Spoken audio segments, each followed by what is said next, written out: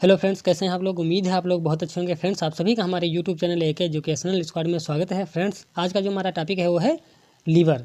Liver से संबंधित कुछ महत्वपूर्ण प्रश्न लेकर आया हूं और उन प्रश्नों पर जाने से पहले मैं कोशिश कर रहा हूं कि डायग्राम के माध्यम से, चित्र के माध्यम से कुछ समझ लिया जाए, जान लिया जाए, ताकि क्वेश्चन को समझने में, याद करने में आसानी हो जाएगी। ठीक है, तो चलिए फ्रेंड्स, बिना देरी के स्टार्ट करते हैं।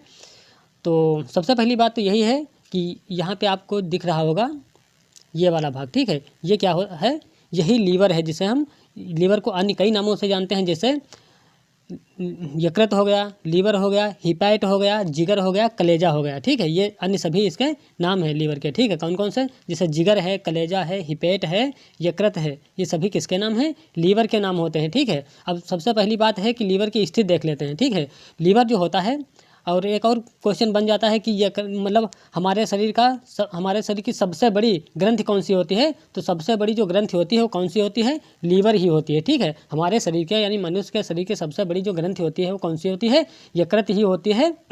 और जो यकृत की मतलब स्थिति होती है कहाँ पर होता है, तो यकृत जो है हमारे पेट के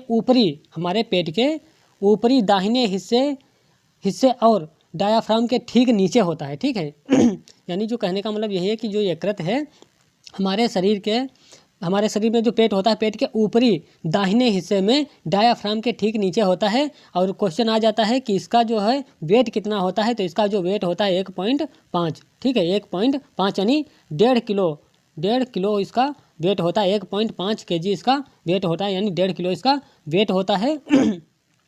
फिर बात कर लेते हैं, जो लीवर होता है, लीवर कितने भागों में बटा होता है, 2 भागों में बटा होता है। ठीक है, यहाँ से दिख रहा होगा आपको, एक तो ये वाला भाग हो गया और एक ये वाला भाग हो गया।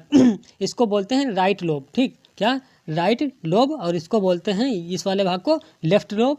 तो ये जो राइट लोब होता है लेफ्ट की तुलना में लगभग 70%। ठीक है, कितना, 70% मतलब ज़्यादा बड़ा होता है किससे, इससे। और ये वाला जो होता है 30% होता है। तो कहने का मतलब यही है कि जो राइट लोब होता है वो लेफ्ट की तुलना में 70% मतलब अधिक बड़ा होता है, यानी ये वाला जो भाग होता है ये लेफ्ट की तुलना में बड़ा होता है। ठीक है।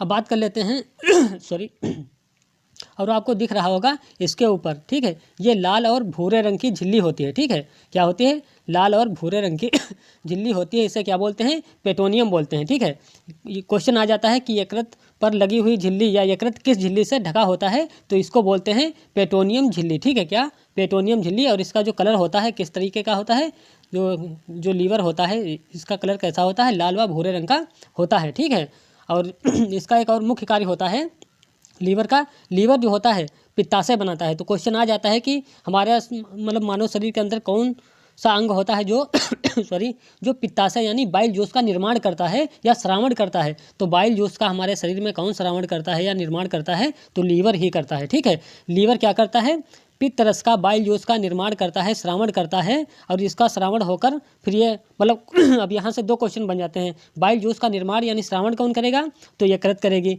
लेकिन ये इकट्ठा कहाँ है, डिस्टोर कहाँ होता है, तो डिस्टोर होता है गाल ब्लेडर में। ठीक है, जिसे हम पित्ताशय बोलते हैं। यहाँ पे आपको दिख रहा होगा ये छोटा सा, ये पीली हरी झिल्ली होती है, थैली होती है। ठीक है, ये थैली दिख रही होगी, तो ये जो थैली होती है इसको क्या बोलते हैं, पित्ताशय बोलते हैं, इंग्लिश में इसे गाल ब्लैडर बोलते हैं। यहीं पर जो यकृत द्वारा बाइल जूस यानी पित्त रस मतलब बनता है, वो धीरे धीरे कहाँ जमा हो जाता है, इसी थैली में जमा हो जाता है, जिसे हम पित्ताशय या गाल ब्लैडर बोलते हैं। और इस थैली में जमा होने के बाद जो हमारा भोजन होता है, ठीक है, इसमें इस थैली में जब ये थैली में भर जाता है, जमा होता रहता है, और फिर इसके माध्यम से ये निकलता रहता है, भोजन में मिश्रित होता रहता है धीरे धीरे। फिर भोजन को जो अम्लीय भोजन होता है, ठीक है, क्या, अम्लीय भोजन को ये क्या करता है, क्षारी बना देता है। ठीक है, अम्लीय भोजन को क्षारी बनाकर पाचन क्रिया में महत्वपूर्ण भूमिका निभाता है, क्या, बाइल जूस। ठीक है, तो उम्मीद करते हैं समझ में आ रहा होगा।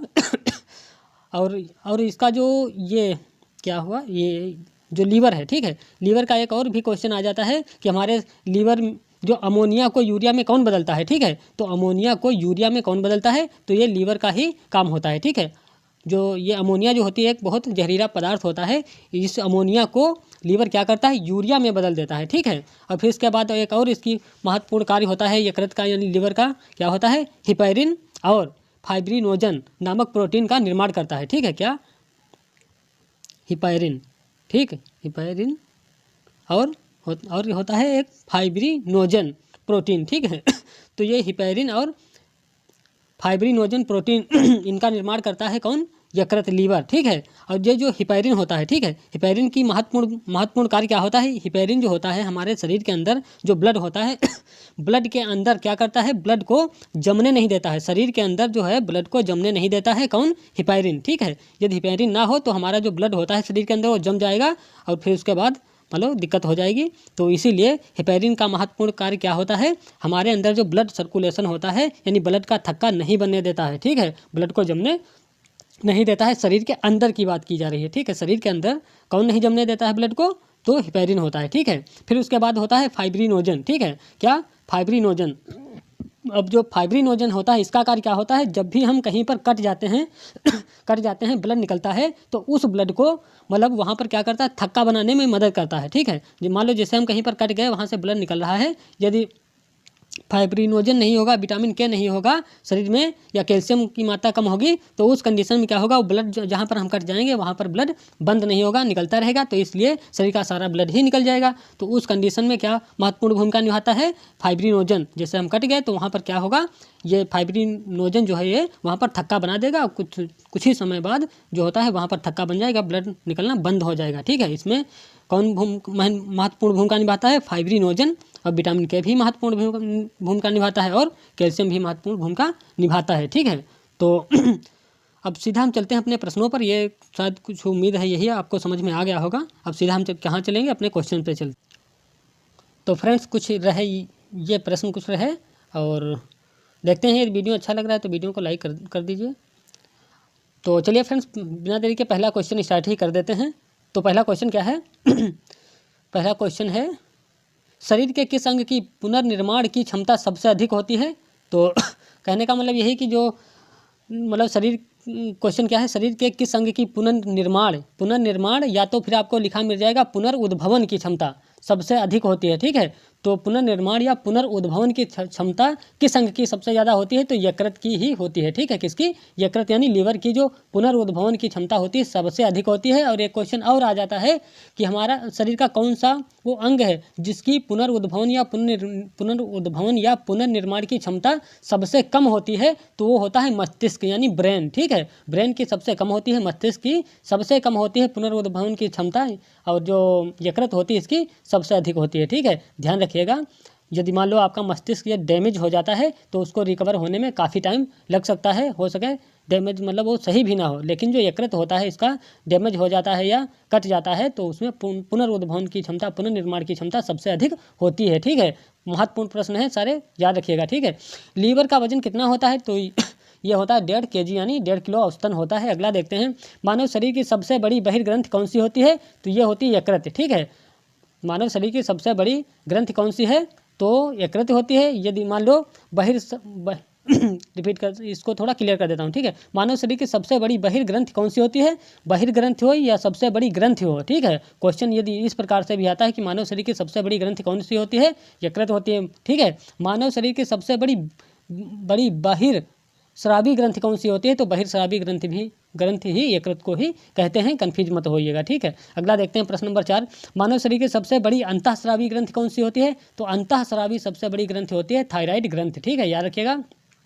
मानव शरीर में मिश्रित ग्रंथि कौन सी होती है? तो मिश्रित ग्रंथि जो होती है वो अग्नाशय होती है, जिसे हम पैनक्रियाज बोलते हैं, ठीक है। प्रश्न नंबर 6, जहर खाकर मरे हुए व्यक्ति के किस अंग की जांच करके पता लगाया जाता है कि वह व्यक्ति जहर खाकर मरा है या नहीं? तो उस कंडीशन में किसकी जांच होगी? तो शरीर का जो अंग लीवर होता है, लीवर की जांच की जाती है कि यह व्यक्ति जहर खाकर मरा है या फिर ऐसे ही मरा है, ठीक है। अगला देखते हैं, लीवर के अध्ययन को क्या कहते हैं? तो लीवर के अध्ययन को कहते हैं हिपेटोलॉजी, ठीक है। लीवर के अध्ययन को क्या कहते हैं? हिपेटोलॉजी कहते हैं।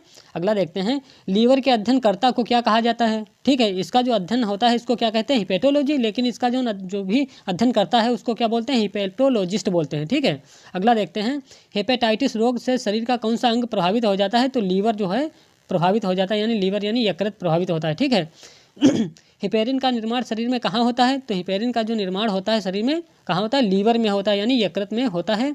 अगला देखते हैं, शराब पीने से शरीर का कौन सा अंग सर्वाधिक प्रभावित होता है, तो सर्वाधिक प्रभावित होता है लीवर। ठीक है, ये अलग बात है कि गुर्दा भी प्रभावित होता है, लेकिन यहाँ पर सर्वाधिक की बात आई है, तो सर्वाधिक प्रभावित अंग जो होता है वो लीवर होता है। मानव शरीर में जैव रासायनिक प्रयोगशाला किसे कहा जाता है, तो जैव रासायनिक प्रयोगशाला कहा जाता है यकृत को। अगला देखते हैं, शरीर में यूरिया का निर्माण कहाँ होता है, तो शरीर में जो यूरिया का निर्माण होता है वो होता है लीवर यानी यकृत में। अगला देखते हैं, लीवर में यूरिया बनने की प्रक्रिया को क्या कहा जाता है, यानी कहने का मतलब यही कि जो लीवर के अंतर्गत यूरिया बनती है, ठीक है, तो उस बनने की प्रक्रिया को क्या बोलते हैं, ऑर्निथिन चक्र। ठीक है, क्या ऑर्निथिन चक्र बोलते हैं। अगला देखते हैं, शरीर के अंदर सबसे बड़ा अंग कौन सा होता है, तो ये यकृत यानी लीवर ही होता है। अगला देखते हैं, अब यहाँ पे आप कंफ्यूज मत होइएगा, क्या है क्वेश्चन, शरीर के अंदर, शरीर के ऊपर की बात नहीं की जा रही है। ठीक है, शरीर के अंदरूनी यानी अंदर का सबसे बड़ा अंग कौन सा होता है, तो ये होता है यकृत। अगला देखते हैं, शरीर का सबसे बड़ा अंग है, तो सबसे बड़ा शरीर का जो अंग होता है वो कौन सा होता है, त्वचा होती है, जो कि शरीर के ऊपर पाई जाती है। ठीक है, लेकिन 15 नंबर क्वेश्चन में क्या है, शरीर के अंदर का सबसे बड़ा अंग, तो यकृत हो जाएगा। ठीक है, यहाँ पे कंफ्यूज मत होना। अगला देखते हैं, लीवर कौन सी लीवर कौन सी कोशिकाओं का बना होता है, तो लीवर जो होता है हिपैटिक कोशिकाओं का बना होता है। ठीक है, कौन सी, हिपैटिक सेल्स का बना होता है, और इसमें जो हिपैटिक सेल्स होती हैं लगभग 60% होती हैं। ठीक है, 60% जो होती हैं हिपैटिक सेल्स होती हैं, बाकी 40% जो अन्य सेल्स होती हैं उनसे मिलकर बना होता है। लेकिन जो सर्वाधिक मतलब जिनकी संख्या बहुत ज़्यादा होती है वो किसकी होती है, हिपैटिक जो सेल्स होती हैं उनकी संख्या लगभग 60% होती है। ठीक है, तो 60% होती है किसकी संख्या, हिपैटिक सेल्स की। इसीलिए कहा जा सकता है कि जो लीवर होता है वो हिपैटिक कोशिकाओं से बना होता है। ठीक है, अगला देखते हैं, पित्त रस जिसे हम बाइल जूस भी कहते हैं। ठीक है, तो पित्त रस का निर्माण शरीर में कहाँ होता है, तो पित्त रस का निर्माण या श्रावण कहाँ होता है, लीवर में होता है। और ठीक है, और ये इकट्ठा कहाँ होता है, ये एकत्र हो जाता है मतलब पित्ताशय में, जिसे हम गॉलब्लैडर बोलते हैं। ठीक है, यानी बनेगा लीवर में, यकृत में बनेगा, लेकिन वहाँ से धीरे धीरे रिस्टोर हो जाता है कहाँ, वो पित्ताशय नामक थैली होती है, थैली में रिस्टोर हो जाता है, फिर वहाँ पर रिस्टोर होता है, फिर वहाँ से भी ये क्या करता है, भोजन में मतलब धीरे धीरे मिश्रित होता रहता है और अम्लीय भोजन को क्षारीय बना देता है, ताकि भोजन को पाचन में आसानी हो जाए। ठीक है, चलिए अगला देखते हैं, प्रश्न नंबर 19, शरीर में विटामिन कहाँ संचित होता है, शरीर में विटामिन ए कहाँ संचित होता है, तो सर्वाधिक जो विटामिन की बात की जाए तो सर्वाधिक विटामिन शरीर में कहाँ संचित होता है, तो ए जो है, ठीक है, शरीर में सर्वाधिक ए विटामिन कहाँ संचित होता है, तो ये यकृत में संचित होता है। ठीक है, ये यकृत में।